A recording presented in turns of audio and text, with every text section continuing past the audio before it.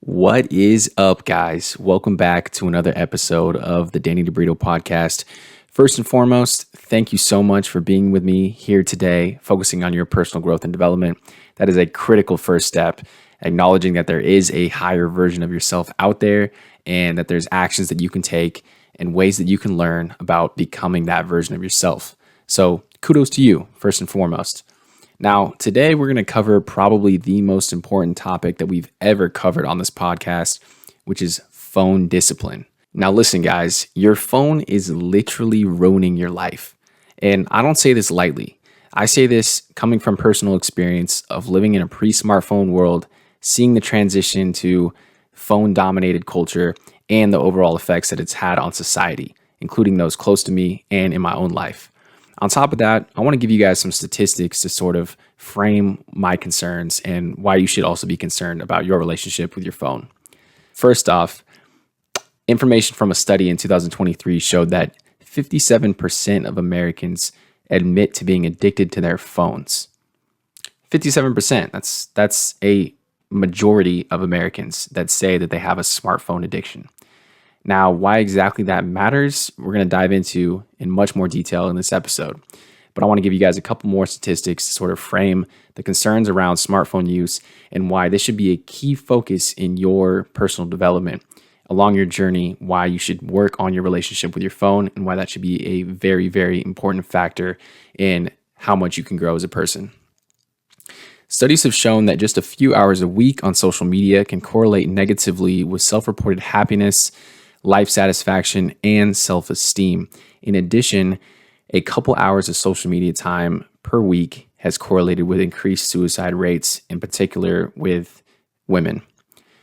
In a study of over 2,000 adolescents in Europe, the magnitude of internet use had a negative impact on mental health, which was made worse by the effects on sleep.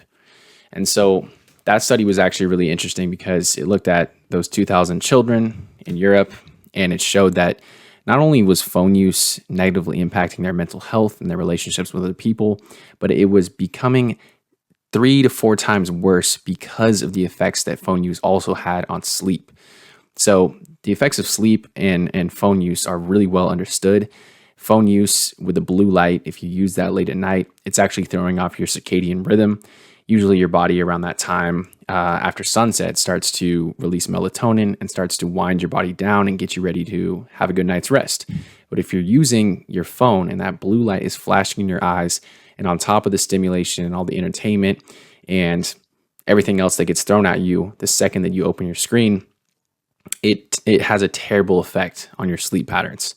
So that study was really eye-opening because it showed that not only is phone use directly impacting our mental health, it is also affecting our sleep patterns, which combine together to create one really big problem for us. And I know many people that I talk to, they will admit readily that they use way too much social media. They use their phone way too much every single day. And so we have to be really, really cautious when we use our phones and how we approach our phone use on a day-to-day basis. Because if you want to pinpoint one thing that will tank your mental health, that will tank your relationships with people in the real world, that will prevent you from focusing on what really matters in your life, you can just go ahead and put your hand in your pocket. You'll find the reason right there. It is your phone. And so if anybody's interested in becoming a better version of yourself, you have to tackle your phone discipline first. You have to understand your relationship with your phone, and you have to have healthy boundaries around that. And my good friend Matty Reed talked about this when he was on the podcast many episodes back. He talked about this in the sense of it being digital hygiene. You have to have a really, really strong sense of discipline around what apps you're using, how much time you're spending on your phone, what purpose you're using your phone for, and everything else associated with that little bit of dopamine that you get when you pick up your phone. You have to be able to keep that in check. And if you follow me on social media, you'll have seen a few weeks back that I tried to attempt a dopamine detox. And a dopamine detox for me was really centered around phone use, but it also incorporated some other bits and pieces of unhealthy habits and patterns in my life that I wanted to cut out for just a week. That's all I was trying to do. I just wanted to cut out drinking. I wanted to cut out overstimulation and just really reset my baseline dopamine levels for a week. And if you're like me and you come across things in your life that used to give you a little spike of happiness, a little bit of joy, and they don't seem to give you that same sense anymore, you might need to also try a dopamine detox. It's a really powerful tool in a way that you can reset your dopamine levels and still seek things out that give you a natural high instead of having to reach for your phone or having to use substances or having to rely on other people or other sorts of stimulation or stimulants. But going back to the dopamine detox, I tried to do this for 7 days. My parameters were 1 hour screen time maximum, no more than that. No drinking, no music. The reason being because you can actually get tired of music and it can kind of raise your baseline dopamine levels to a unnatural high level. So I wanted to just cut out all forms of stimulation for an entire week. So 1 hour phone time, no drinking, no music, no caffeine. I'm generally limiting screen time to an hour. That was the hardest part for me. Everything else was pretty doable. Removing caffeine, removing alcohol. You can really just put your head down for a week. I mean, that should not be too difficult. But for me, I found that I couldn't keep my screen time down below 1 hour for that dopamine detox.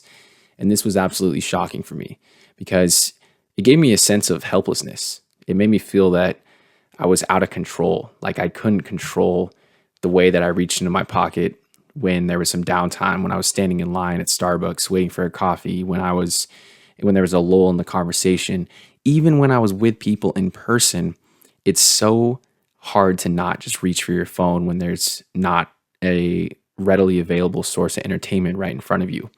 And this is so harmful to us as people, as a society, as businessmen and women. Like if you're trying to really focus in and hone in on and do the deep work that's required to level your life up, but you keep having this constant distraction that's pulling you in one direction or the other, you're just going to be taking one step forward, one step back, And I found this too when creating content or when I'm using my phone specifically with the intent of promoting the podcast or creating posts for the podcast on Instagram or, creating the actual episodes for YouTube. Like I would get pulled away from that work because it's all within the same device so many times. I'd open it up and I'd have YouTube open. I'd start creating the thumbnail. Next thing I know, I have Instagram open. I'm checking emails. Next thing you know, I'm texting people. And it's just a vicious backslide that happens every single time. Unless you have the proper phone discipline to have boundaries or guardrails in place when you're using that device, then you're not going to get what you need to get done in the most efficient way. You're going to take way longer to do the smallest, simplest tasks on your phone because you keep getting pulled into Instagram, because you keep opening your email, because you keep doing God knows what on there. And so we need to be focused and disciplined when we use our phones. If you want to reach that next level in your life and you want to be the best version of yourself, you have to have this. For me, this is non-negotiable at this point. I don't know how more people are not talking about this because this is a key issue in all areas of life. I mentioned some of the mental health issues that it brings up. I mentioned that it's affecting people's sleep, but on top of that, it's impacting our productivity. Anybody who has the need for social media as part of their job is going to be hit by this. I guarantee it. I guarantee that we're spending so much more time on the smallest task than we need to be because there's so many distractions. There's so many apps that are literally hacking our psychology, hacking our subconscious to get us to click on them. And we have to fight against this because social media companies, they have the best psychologists. They have hired, behavioral psychologists, cognitive psychologists that they know exactly what to do to get you to click. They know exactly what to trigger in your mind that you're not even aware of. This is like the subliminal ads and messaging that first came to fore in, I think, in the 1970s or 80s when Coca-Cola was implementing, subliminal messaging in their ads to get you to want to crave Coca-Cola, to want to go and buy their product. And social media apps are doing this times 1,000 these days. And we don't realize any of it because it all appeals to us. They know us better than we know ourselves sometimes. And when you're going on Instagram and you go on your explore page, it's everything you could ever want. Everything is on there that you love. all your favorite topics, your favorite artists, your favorite sports, highlights, comedy, everything. Everything is on there. And it's literally it's a dopamine farm that is just waiting there for you and trapping you and preventing you from doing what you actually need to be doing when you open your phone in the first place. And now I'm not going to knock anybody for wanting to spend some time with some mindless entertainment on your phone or on TV, whatever it is. That's totally fine. We all need time to relax and cut loose. And I'm not saying you need to be a hyper productive machine, but I am saying that more than likely you've taken it too far. And most people won't show you their screen time, but I'm trying to bring that to transparency. I'm trying to bring screen time and normalize sharing screen time because it's going to highlight some serious issues in your own life and in society at large. I personally was shocked to hear that the average screen time in America is over 4 hours. And I guess I was shocked, but I also wasn't, because certain weeks my screen time blows past 4 hours. Other weeks I'm more disciplined and I'm able to keep it to, under 2 hours on average. But think about having 4 extra hours in your day. Imagine if someone came to you and said, hey, I'll offer you 4 hours additional. So now you have 28 hours per day and you have 4 hours extra to give yourself a leg up on everybody else in the country. You would take that in a heartbeat. Imagine having 4 extra hours to get your work done, to have leisure time, to connect with loved ones, to exercise. That would be the biggest blessing in the world. And we have that ability right now. We can give ourselves that 4 hours back. We just have to be really regimented and really focused when we use our phone. And by no means is this to talk down to anybody who has this issue, because we all have this issue. This is a societal problem. And I think the better discipline that we can cultivate and the more that we can talk about these issues, the more it's going to shine a light on them, and the more it's going to encourage people to start having that digital hygiene, to start scrubbing their phone at apps that they don't need, to start setting timers on their phone, and to start using different tools to get you off your phone and get you into the real world. And we're going to talk about some of those tools in a bit, but I just want to highlight a couple other things about social media and phone use, if I haven't harped on it enough, that might open your eyes even further to the need to have discipline around your phone. If you guys have walked around anytime recently in a public setting or public scenario, you'll see people walking around with their heads down on their phone, right? We've all become used to this, unfortunately. This is now the norm. But I want you guys to think about how many opportunities are out there waiting for you in the real world, outside of your house, outside of your apartment, that you are completely missing if you are one of these people. If you are one of these sheep walking around with their head down, looking at something, scrolling, walking across the crosswalk, about to get hit by a car, you're missing out on so many opportunities that are literally right in front of you. And I noticed this when I went to a coffee shop not too long ago, and I was standing in line. Everybody was on their phone. Everybody was just scrolling, waiting to order. And then once they ordered, scrolling, waiting for their coffee to come by. And then probably once they got their coffee, scrolling and drinking it. And I told myself I was starting to, have realizations around phone use at this time. And I told myself, you know what, I'm not using my phone today. I'm leaving my phone at home. I'm going out and I'm just going to order coffee. I'm going to go to a table and I'm going to journal a little bit. And I'm just going to, get some thoughts out, and I'm going to chill and I'm going to drink my coffee. And it was incredible what happened. So I ordered coffee. I went over to the table. I sat there, and an older couple showed up. They were looking for a table. All the other tables were taken. The table I was sitting at had like 5 chairs at it. They were like, do you mind if we join you? And I was like, yeah, absolutely. So they sit down, and they're probably in their 60s or something. And so they don't have this same mental hurdle of like the need to not look at your phone. They just are more natural in a flow and conversation, just talking to each other and hanging out, enjoying each other's company. And I didn't have my phone, so I wasn't in my zone with my head down, kind of doing what everybody else was doing. And so they brought me into the conversation. They asked me like a random question about what I was working on or what I do for a living. And we just started chopping it up and we had a great conversation. And then another person who was also looking for a table also happened to be an older woman, probably in her 50s. She comes and asks if she can sit at the empty chair at the table. And she sits down. She also just gets right into conversation with us, right into a conversational flow, starts asking us questions. They start talking to each other. I'm chiming in. We're socializing. And it seems crazy that this is like an event nowadays because this used to happen everywhere, every day, all the time. But this was a remarkable moment for me because this kind of stuff just does not happen anymore. And I'm guilty of it too. When I go out, if it's slightly uncomfortable or it's a slightly socially awkward situation, I pull out my phone. It's just exactly what we're trained to do at this point. But that moment there at the coffee shop with these two random groups of strangers, it actually led to me connecting with one of the ladies who I was chatting with, who is a graphic designer. She had some input on the podcast. She went through my whole Instagram later after we connected on LinkedIn. And she gave me a review and told me about all these things that she thought I could fix and gave me a full bullet point list of ways that she can improve, and also gave me a contact with another graphic designer that could help me with work. Like, this whole chain of events would never have happened if I was just in there with my head down texting.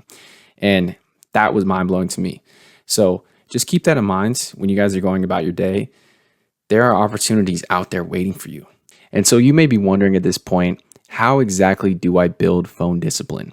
What tools can I use? What tricks can I implement to limit the amount of time that I find myself sucked into my phone? Now, there's a couple things that I like to use that are pretty obvious and, they're available to anybody. I have an iPhone, so a lot of these are iPhone specific, but I have very, very strict time limits on my phone. My phone at 10 p.m. will make almost all of my apps unavailable. And you can toggle this setting on and off in your screen time on iPhone.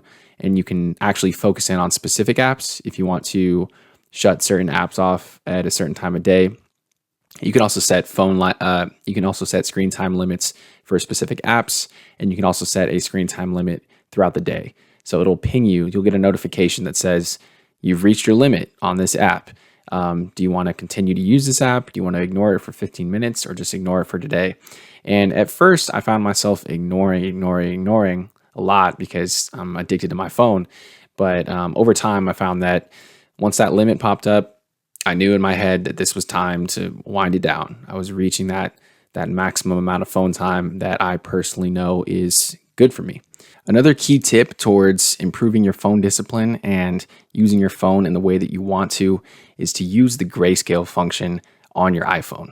Grayscale is a way to essentially turn all the colors on your phone to black and white, and it really regulates the amount of enjoyment and amount of time that you want to spend on apps that rely on clickbait or pinging you with notifications like Instagram, YouTube, TikTok, or email. It actually eliminates the enjoyment that you get out of these apps in the first place, which prevents you from continually picking up your phone to check these apps. So using grayscale is really easy to turn on your iPhone. You go into settings, you go into accessibility, display and text size, select the grayscale function, and you can even go a step further in setting up a shortcut in your phone where you can either triple tap your home button, that's what I like to use, which will automatically convert your phone colors to grayscale and get you not getting that dopamine hit from your phone as much anymore, which will in turn make you use it less. And lastly, what I like to do is just check your screen time. If you check your screen time every time, it is shocking. It is an eye opener. And if that doesn't get you to change your habits, then I don't really know what else will. And check your screen time while also thinking about those hours in the day that you could be spending building your brand, building your business, working on a project on your day job, spending quality time with loved ones.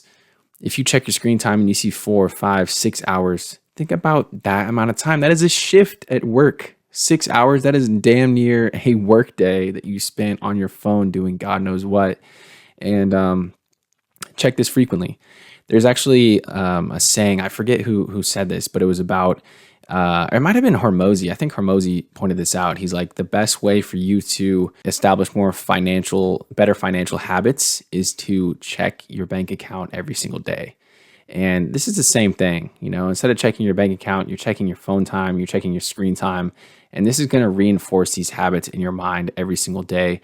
If you're noticing, oh man, I am really trending negatively towards ridiculous screen time, and it's gonna shine a light on these things that you need to improve in your life. So that's it for today, guys. I hope this is eye-opening for you. I hope that it helps give you some food for thought about your relationship with your phone and helps you get on the right path when it comes to that. All right, that's it. Peace.